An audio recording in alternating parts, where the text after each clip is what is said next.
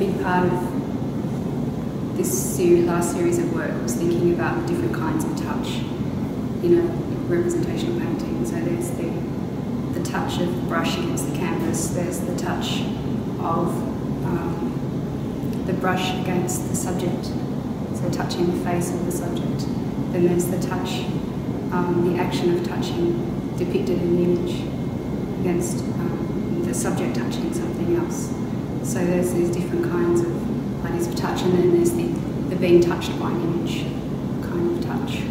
So I guess this work was partly about trying to find a way to bring all of those kinds of touch together within an image.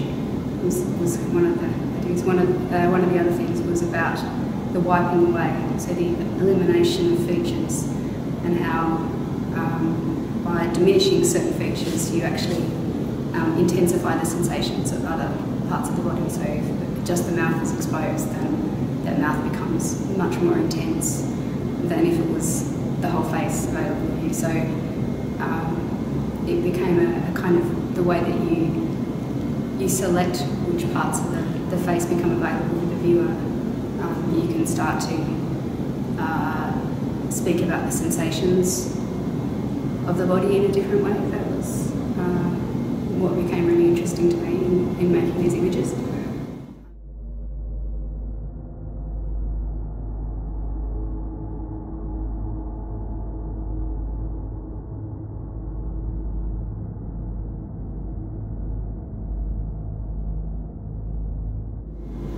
The other aspect of it was I've looked in my research at neuroscience and the research on the way that we read images and the neuroscientific evidence that we read images of people the same way that we read a person in front of us in real space. So there's scientific evidence that our empathy or our emotional response to a person in an image exactly mirrors the way that we respond to somebody in real life,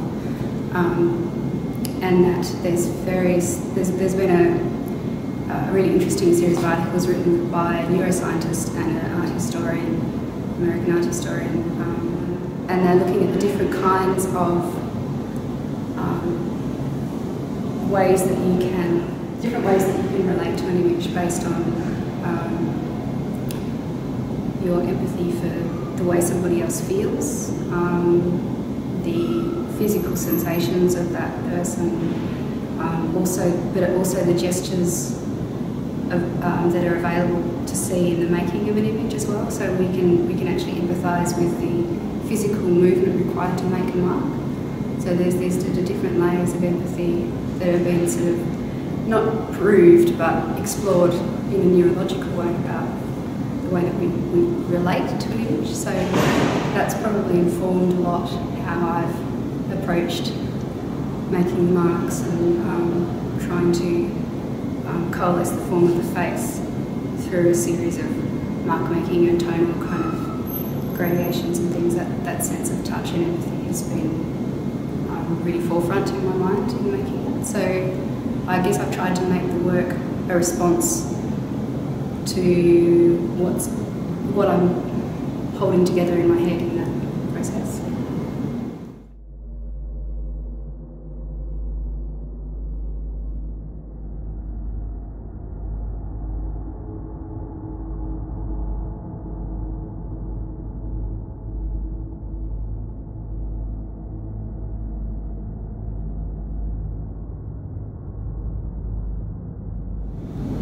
This image particularly was about putting you right up close to this very thick-lipped, wide-mouthed man, contrasted against this very masculine, beardy kind of surface, so that you got this sort of sensuality of the mouth and the redness of the mouth against this hair.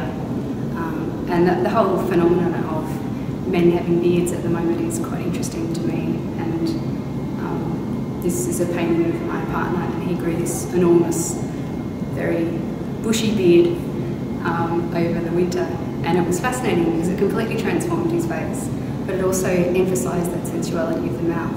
And so it interests me in terms of male sexuality and male sensuality, and the way that we see masculinity, and then we cultivate it into something that is a social signifier.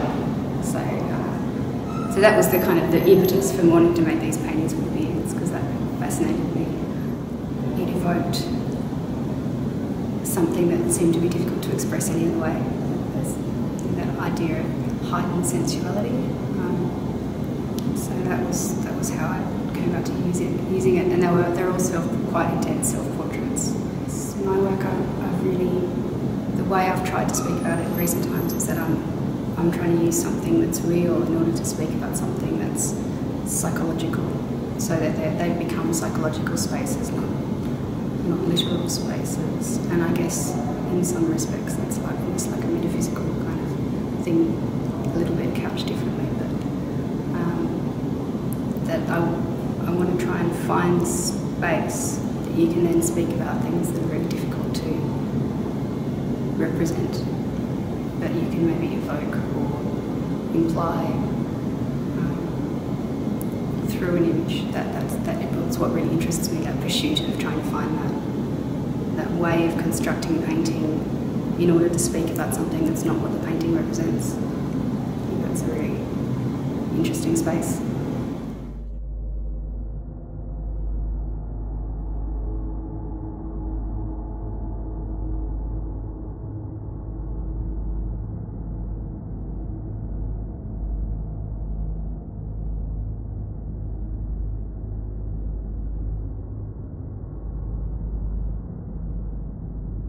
Well, I think I always feel as though emotion and perception have been a little bit separated out. And what interests me about this sort of research going on in neuroscience and in empathy in psychology is that it really demonstrates how interwoven they are.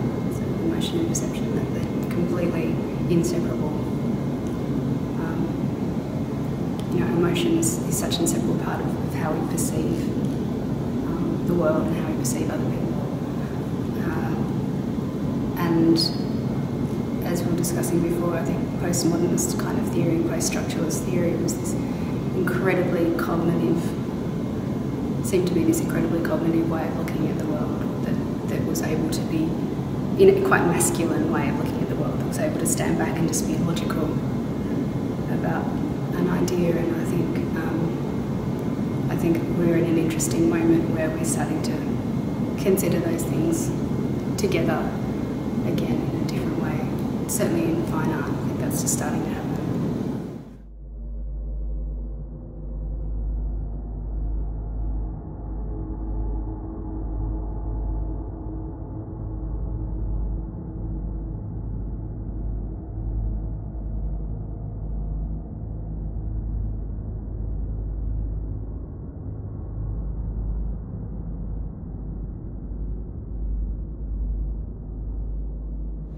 That quote really spoke to me because it seemed to me so much the state in which you approached figurative painting at the beginning of this century. Was very much that space that it was almost impossible to make contemporary art in painting in a representational way that was in any way attempting to be sincere. It seemed like it was not possible. And I guess that's where the embarrassment term comes from with this exhibition and with my thesis, that being a lover of historical painting, and that's what's always pushed my buttons, is that magic of paint and image. It seemed a hopeless position.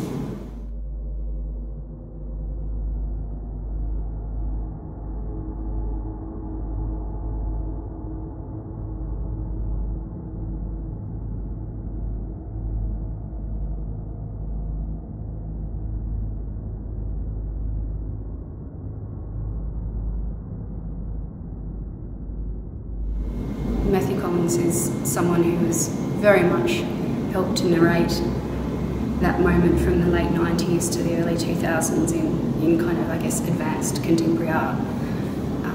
And I feel from the things that I've read in recent times, I feel like he's still very much, he's carved his narrative, and he's very much still in that space. But I think that I just started with that quote because I feel as though my intention and my project is to actually challenge that, is to actually try and find another way to speak about how that might be possible. And these are the different approaches we could take to it. So I guess, interestingly, that quote comes from a conversation with Svetlana Alpers, and she's much more sympathetic and much more, because she's coming from a historical position, empathetic, I guess, to painting than he is. And I think this was 2007, and I think even then what was being seen in art magazines and what was being written about was a lot of photography, a lot of art coming out of China. There was this kind of and also the sort of the art painting coming out of Germany, so that it was all sitting on the edge of this sincerity, this moment of sincerity, but not quite investing in it. A lot of Chinese art was dealing with propaganda, and in a kind of indirect way, a lot of these Eastern German painting was sort of dealing with similar material, and even Richter is kind of dealing with some of that historical relationship to imagery. So I guess it would be really interesting to see whether within 10 years Collins is proved wrong in that assertion, or maybe that when this time is documented historically, it might actually show that the movement has already started away from that position. I think it's a quote taken from a particular moment, so particular context. Because he's talking particularly about John Curran's work, and John Curran's, I guess, is an artist that really defined that moment, sort of the beginning of the century, the end of the past century. It was this kind of looking back, ironically, and with this kind of almost quite a brutal view on representation, and what could be represented and what its value was, and that. The quote, I guess, encompasses two different positions. It encompasses what John Curran was doing and what Matthew Collins' position is as quite an influential writer.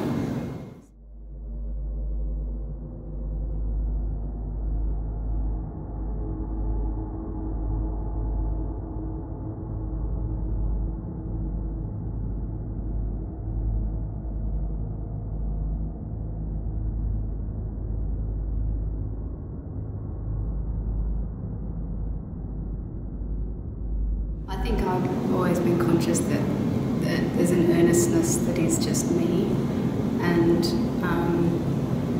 a big part of my work over the last 5 or 6 years has just been trying to find where the problem lay, trying to name what the issue really was, what it was that seemed to make it difficult, and why a lot of the work I made didn't feel like it was contemporary work, or that it didn't come across that way to other people. It was very easy to pigeonhole it as fairly conservative figurative painting, and to the point that I remember one of my dealers went to another gallery in another city and said, "Would you be interested in this artist's work?"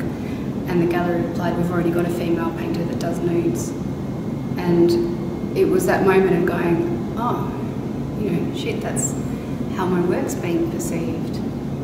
How can I? So there was two questions. One is what the problem was, and two, how can I make meaning in painting that actually goes beyond that? How can I cut through that perception about what I'm doing and about this mode of painting? And so it really wasn't until the last year or so that I've actually been able to name it, and I think that embarrassment of sincerity has been that. It's been a combination of being aware of the level of earnestness in my work.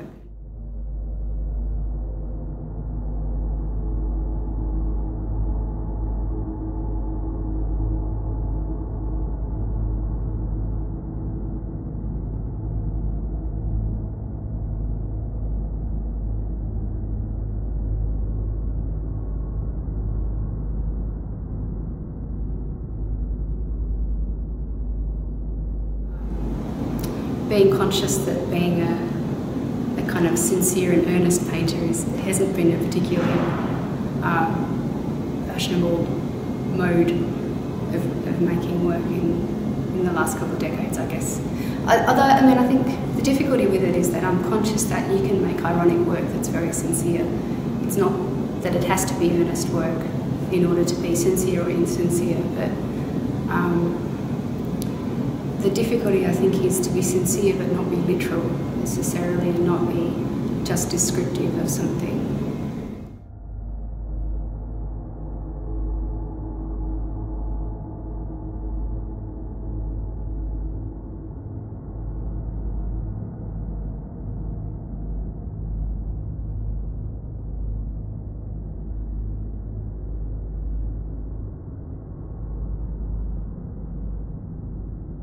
In the time that I was sort of an undergraduate in the mid to late 90s, and then I guess through to the early part of the century, the most figurative painting you could see in Australia was the Archibald and the Doug Moran Portuguese, and they were pretty trite, and about 50% of the work would be fairly embarrassing in terms of sitting within contemporary art. And it was what I kind of identified in the end was that it was this recycling of modes, of kind of cliched modes. So there's these kind of really repeated, trite kind of ways of making paintings and assuming a style of painting, and it didn't seem to have been really very well thought out, and it felt quite embarrassing to look at when you wanted to go and see great figurative painting. And there was an embarrassment about being associated with that kind of work and that expectation of figurative painting being portraiture in Australia, which is a very, very closely held association that I don't think exists so much in European countries or in America from the research that I've done. Australia has this real history of portrait painting that's really the dominant way that the general broader public have actually accessed art, I think, has been primarily through the idea of the portrait. So it's very ingrained in our culture. So I think that was where I first thought that sincerity is really embarrassing in that space. And then it sort of became a lens to then look at a whole range of other kinds of figurative painting and identify that was perhaps the case in a broader sense as well. I guess if I go back to the neuroscience idea, part of that whole idea with mirror neurons is that when you see an action or you see an emotion or you see someone touching something else in front of you, neurologically your brain recreates the same pathways and same responses in your brain as the person who is being touched will be, experiencing that pain or experiencing that emotional state. So we actually completely mirror neurologically the way that somebody else is feeling or how we understand it.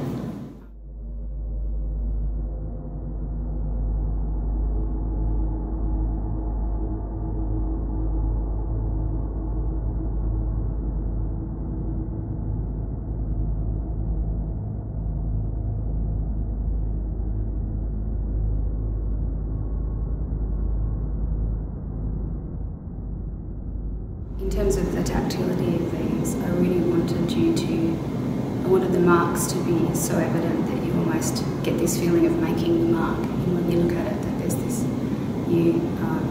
if you follow that neurological assertion that's been made, that if we can see the way that an image has been made through the marks, our brain actually will recreate as if we've made that gesture ourselves.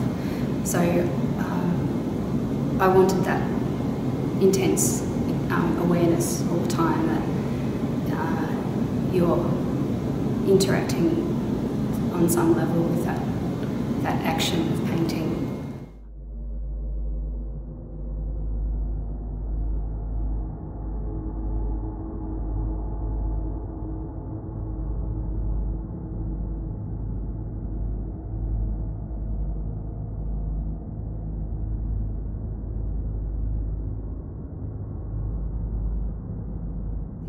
the ambiguity is absolutely key to creating something that's not literal, and that becomes an open kind of space that you can project into, or that you can move into. My master's thesis 10 years ago was looking at how you construct an image so that the space becomes ambiguous, and the viewers then led to relate to the image based on the orientation of their own body.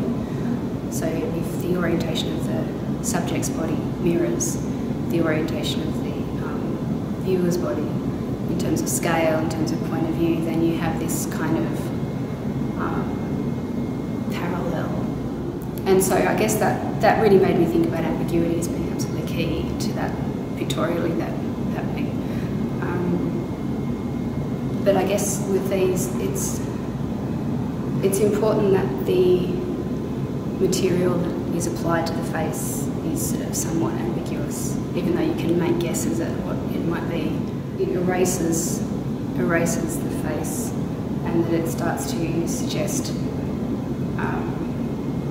that instability of identity, or that instability of the body's no longer fixed the way a portrait is kind of fixed in time, that it's a fixed image, but that there's this mobility and this kind of instability and this ambiguity about what's actually going on and how that's come about. And so I think the ambiguity is absolutely essential to being able to generate that. It's one of the key things that I've found has worked, I guess, in terms of how you go from constructing an image to trying to do something more than just represent that image in the painting. So.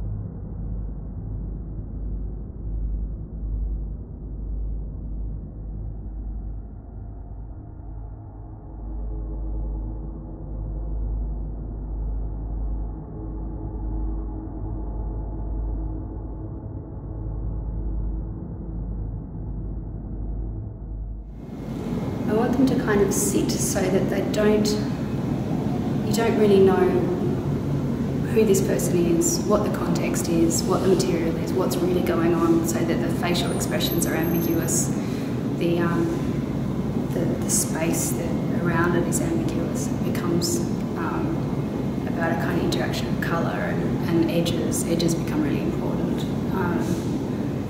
And the way that the material transitions from this sort of paste or this cream into the parts of the body that are recognisable. So those kind of points of transition become really important. Yeah, I mean, I guess initially it started with the yellow images, the really kind of gaudy ones, which was thinking about that colour becoming like a psychological space and the way that colour could influence that, and by making the ground colour and the colours reflecting back in the face almost the same tonal and colour value, that it becomes like this strange non-literal kind of zone.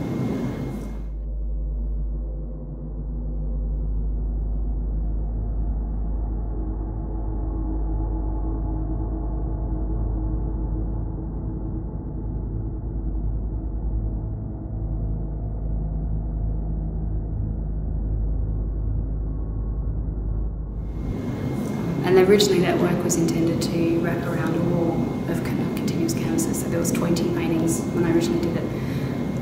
But what I discovered was that they were actually much stronger as individual canvases than they were as an installation. They needed breathing space. So I think that that sense of focus and the central positioning of the subject is all about, you know, on the canvas, like the formal framing, the figure's almost always very central. And as soon as you start moving the head to one side of the image, you start generating a kind of snapshot, photographic kind of cropping. It doesn't have that psychology in the same way. It becomes an image. It's really interesting how there's really subtle things about the way you shift an image around within a space completely changes the psychological kind of reading. So that's what fascinates me, which is probably why I keep repeating the same motif again and again. But, yeah, it's a kind of interesting process. I guess it's also just discovering what that craft of how you make an image, you make an image into a painting, how it transfers from an idea to an image to a painting.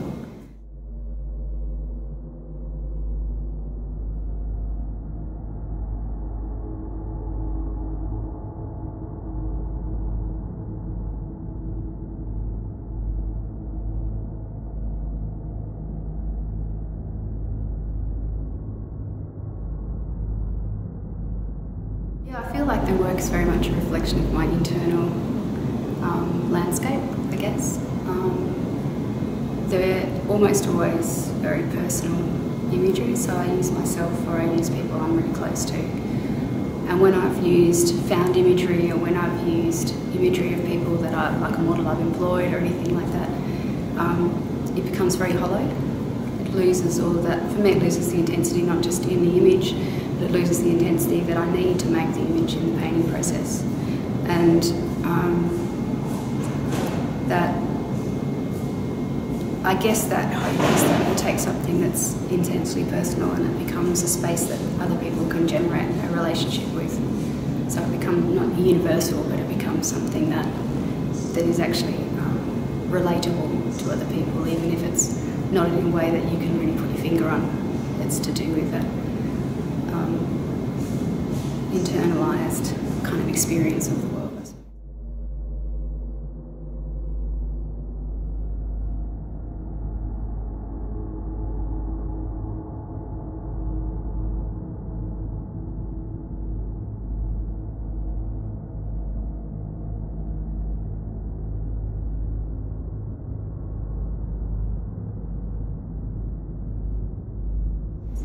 But I mean, yeah, I think empathy is a really interesting one. There's a very literal idea of empathy being this kind of nice, touchy-feely kind of view of the world. Oh, we all feel for each other. If we all had empathy, the world would be a better place. But empathy can be also very dark and destructive.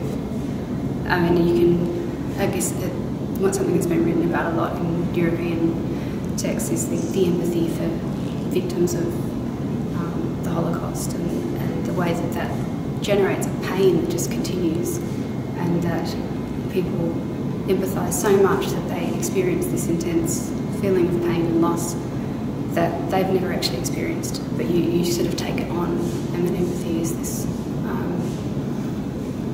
thing that continues to kind of share and generate pain as well. So it's a kind of really interesting field, and also the way that empathy is absolutely essential to all human interaction, really, on some level that we couldn't function without. So it's this invisible, essential and unceasing flow of feeling that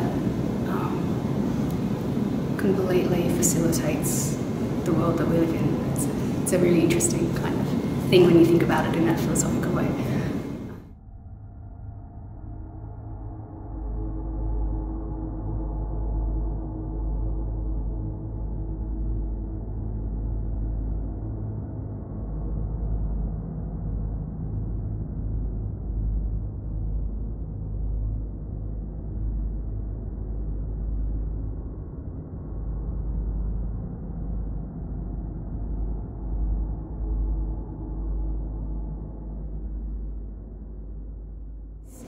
Metamodernism, it's an idea for what comes after postmodernism, and it's about an in-betweenness. So from my understanding of what they've published, it's about a space between insincerity and sincerity, between feeling and distance, between irony and sincerity. It's this kind of idea that there's a kind of a transitional space between these things. It's been couched also as a kind of space between modernism and postmodernism, in a way, because they're so extreme in their assertions, and that this is kind of saying, well, bringing both the qualities of both of those things back together maybe gives us a more true kind of reflection of the endeavour of making art, or the endeavour of, I mean, they're looking not just at art, but at design and fashion and philosophy, I think, and how those things interact. So there seems to be a lot of that cross-disciplinary dialogue happening in Europe at the moment, as far as I can tell from my research. So yeah, it's one of the pointers that there's some different things going on that are already taking us beyond postmodernism. We just don't really quite know what that is yet. It is great to be in that space. It's a really interesting time, I think.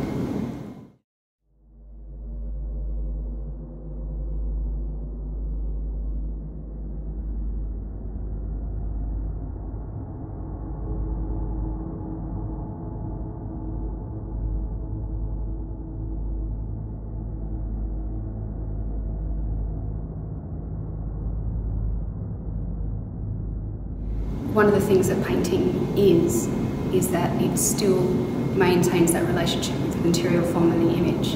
And almost all of our mediums now separate those out. So cinema, digital screen-based technology, photography, all separate out image and materiality to some degree. There's a lot of artists that are working cross-disciplinary ways with various media that are bringing those things back together. But painting is still this repository of an image that's a permanent, one-off space where you really hone in on one image. And so to me it seems really important that if you're going to put this thing in the world, and it might end up, lying around in the world for a while, it's important to me that it's a beautiful thing as much as it can be.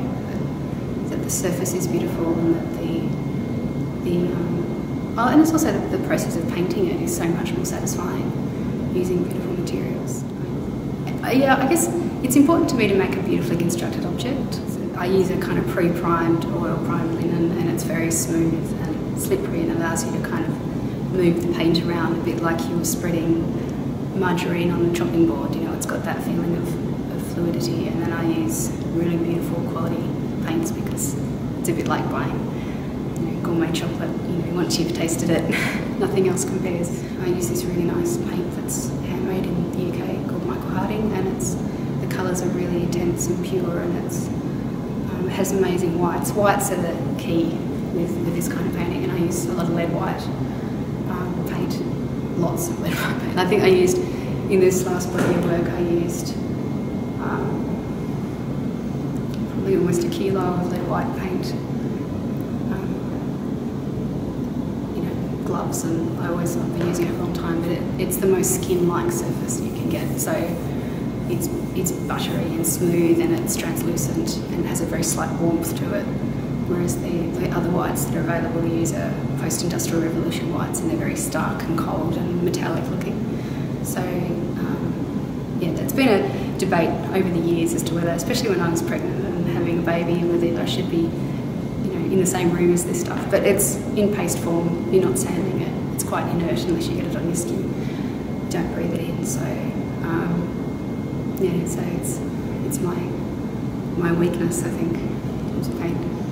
But yeah, the object quality is the important part of it. And over the years it's frustrated me that when you reproduce a lot of paintings, a lot of my paintings have been reproduced in photographs, and you lose the scale, and you lose the materiality, and you lose that connection to the marks in terms of the scale of your own body standing in front of the work. So I've actually tried to make paintings that feel that more evidently even when they're reproduced, because I really want them to feel like made objects and not like slick imitations of a photograph. So fight with realism all the time.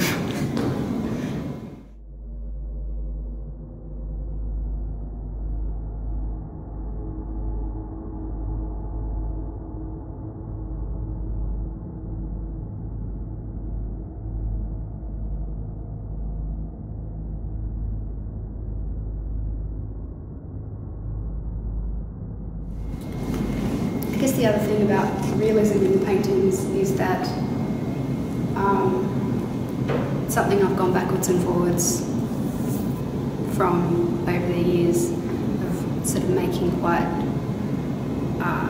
precise realist painting, and then actually trying to make images with a more abstracted process that coalescing your vision into a form without necessarily trying to reproduce every transition of tone and every edge exactly. So it's always finding that point where you give enough to make the image, but you don't give enough that it feels like an illustration. And I think that's a constant kind of issue. And what the issue that I had with these paintings, the fight that we had, was about realism, and the fact that I realised in the end the paintings convinced me that they had to become more descriptively realist in parts to work. And I've been really resisting that because it's not where I want the work to go, and yet it was absolutely demanded that the images needed a kind of a point of clarity, and those edges needed to be refined a lot more than I'd anticipated. So I think, we talk about figurative painting and we talk about realism, but within that space there's this incredible kind of push and pull and this very refined kind of visual understanding we have because of photography and cinema and screen-based technology, that I think painting is able to navigate evidently how all of those things kind of speak to us. So you can make a painting that generates a photographic kind of effect, and you can generate the space of historical painting, deep space, and you can almost generate a screen-based space as well in a canvas. And painting is this really interesting tool to be able to bring those things together.